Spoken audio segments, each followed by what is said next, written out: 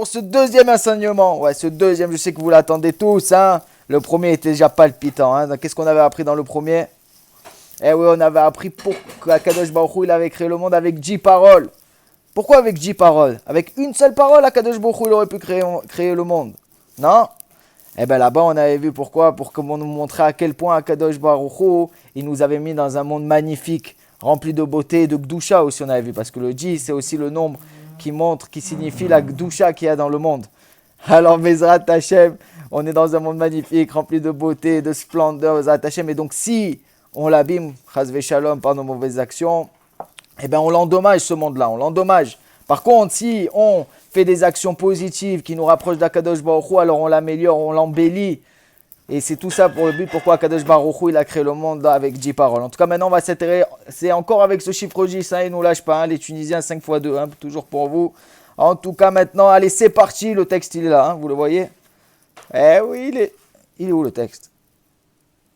Oh, le texte, production, il ne faut pas déconner, là, hein, on investit, là. Hein. Et voilà, bravo, fier de vous la production. Allez, maintenant c'est parti. Asara Dorot, donc Esser, c'est le chiffre 10. Comme on le dit, on le fait toujours sur texte. Hein. Il faut continuer à apprendre la Shona Kodesh, qui est la plus belle langue, Bezat Hashem, de tous les temps. C'est avec ça qu'Akadosh Baruch Hu, avec cette langue-là qu'il a créé le monde. C'est une langue magnifique, Bezat Hashem. Donc on va essayer de la décortiquer un peu plus, sans bien sûr trop s'étaler non plus. Asara Dorot, donc Esser, 10, Dor, c'est une génération, 10 générations, mais Adam, de Adam, c'est qui? Adam Arishon.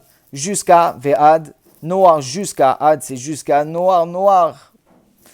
Alors, c'est pour nous apprendre quoi? Ok, dans la Torah, c'est marqué les 10 générations. Mais à quoi ça me sert de savoir qu'il y a 10 générations entre Adam et Noah? Mais maintenant, on va voir la réponse. Attendez, soyez patients, Savlanout Bezelat Hashem. Les OJA, voilà la réponse. Pour nous faire savoir quoi? Kama Erech Apaim, combien Akadosh Baruch Hu, il est Erech, il est long Apaim à se mettre en colère.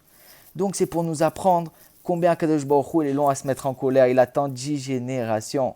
Mais il y a une petite question que je voulais vous poser. C'est marqué dans la Torah explicitement que Akadosh Baruch Hu, il est patient.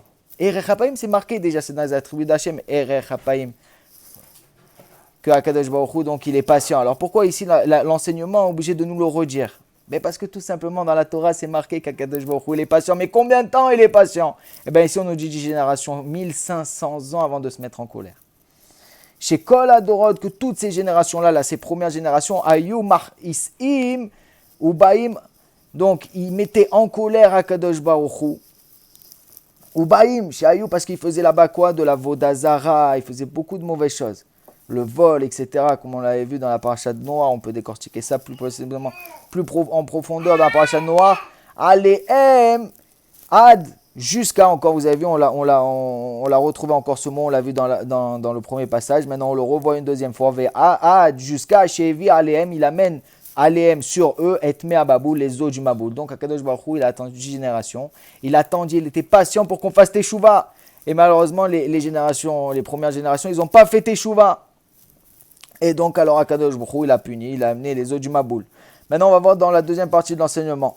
On va regarder parce qu'on dirait qu'il se répète. On va essayer de regarder la précision sur ça, la nuance. Asara Dorot, Minoar, Ve'ad Avram. Donc, il y a encore 10, le mot Esser, 10 Dorot, on l'a vu déjà. Génération Minoar, cette fois-ci de Noir, Ve'ad Avram, jusqu'à Avram. Alors, pourquoi encore la Torah est obligée de nous préciser combien il y a de générations entre Noir jusqu'à Avram? Léodia, la réponse, elle est maintenant. Léodia, on l'a déjà vu ce mot-là. Pour nous faire savoir combien il est long avant de se mettre en colère, combien il est patient à Kadosh Baruch Hu. Chez Kol Adorot, que toutes ces générations, donc ces générations-là, Ayou Mar Isim Ubaim, toujours ils mettaient Kadosh Baruch Hu en colère. Mais cette fois-ci, il y a une nuance. Chez Avraham, jusqu'à Ba, le mot Lavo, c'est venir, jusqu'à qu'il est venu Avraham, avec Kibel, il a reçu Alav sur lui, Sechar, Kulam, le salaire de tout le monde. Parce qu'il faut savoir qu'Abraham, en fait, la génération, elle endommageait le monde, mais lui, à chaque fois, par ses grandes actions qu'il faisait, il compensait, en fait, les mauvaises actions qui étaient faites par les autres. Par exemple, la Vodazara, etc. Lui, on sait qu'il rassemblait, il était beaucoup, il convertissait beaucoup de gens, donc il louait, il glorifiait le nom d'Akadosh Baruch Hu, et donc, lui, il compensait les actions des autres personnes qui faisaient de mauvaises actions, et donc Akadosh Baruch Hu, on voit qu'au final, cette fois-ci, il n'a pas détruit le monde.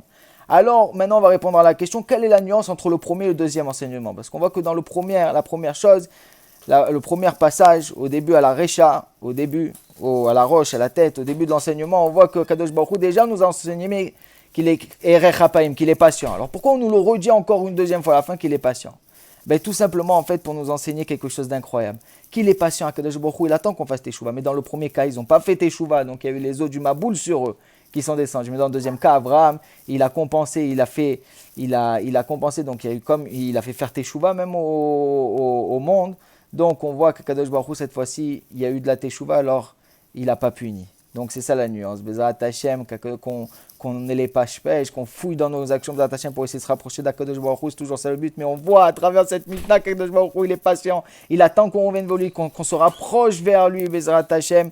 Et ce point-là, il est aussi un peu plus développé aussi dans Tomer Dvorah, où on voit vraiment à combien Akadosh Baruch Hu, il est patient avec nous et combien de bonnes choses il fait. Et bien sûr, ce cours sera dédié pour la fois schéma de Barbara Bachabat Sarah Sabine, ainsi que Francine Chabat Esther, Yoel Chaim Yitzhak Ben Marguerite Aurélie Bezrat Hashem, et qui donne une grande réfou schéma pour tout le Ham Israël, santé, joie, réussite, par tout ce qu'on a besoin Bezrat Hashem.